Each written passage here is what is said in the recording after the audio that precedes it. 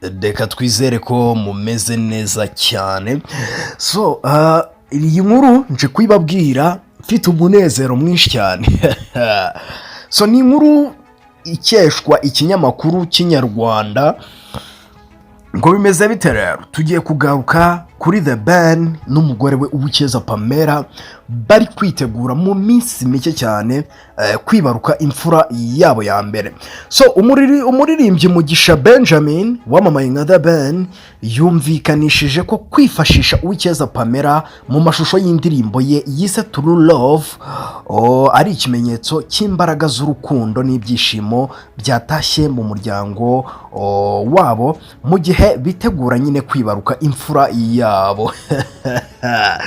Like I'm got the band is a breast man. So reka inkuru tuyivugaho mu buryo burambuye kuko ni inkuru yizewe. Amashusho y'iyi ndirimbo yagiye hanze kuri uyu wa kane tariki ya 26 Ukuboza n'ejo hashize.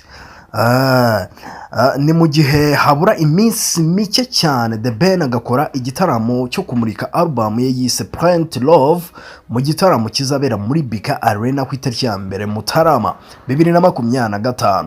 Iyi ndirimbo rero theben yasohoye ari kumwemo na Pamella bakoranye nyuma ya mashusho. Pamella bigaragaza ko atwite. Pamella atwite kandi bari kwitegura kubyara. So iyi ndirimbo ni imwe mu zigize album ye nshyashya, ndetse ubwo yayishyiraga hanze yumvikanishije ko ari ikimenyetso gishimangira ko yabaye umwe na Pamella kandi ko inkuru y'urukundo rwabo ifite ipfundo. Wow! So uyu mugabo yanavuze ko kwifashisha umugore we mu ndirimbo ari ikimenyetso cy'imbaraga z'urukundo rwanyarwo.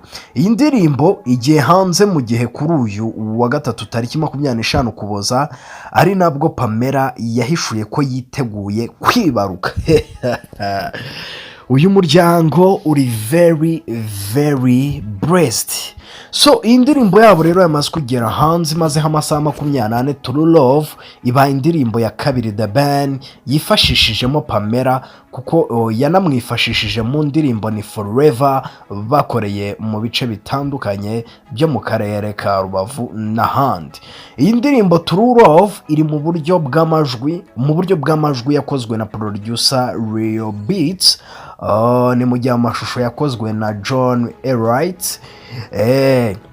Ni nawe wakoze ni Forever yakorewe muri studio ya Country Record, ari nayo yakorewemo ni Forever n'ubundi. So ni mu gihe imyambaro theben na Pamella baserukanye muri iyi ndirimbo yahanzwe n'inzu y'imideri za Mathayo ndetse na Fry Mama Africa.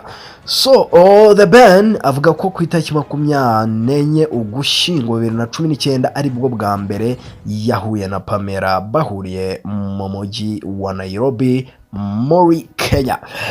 Harabura rero iminsi mike cyane Pamella ngo yibaruka imfura ye, kandi ni mu gihe nyine theben nawe akomeje kuba blessed.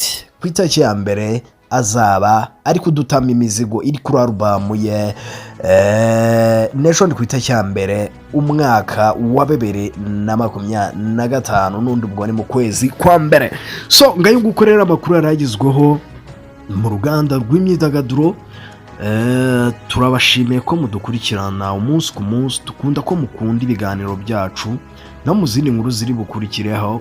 Bye.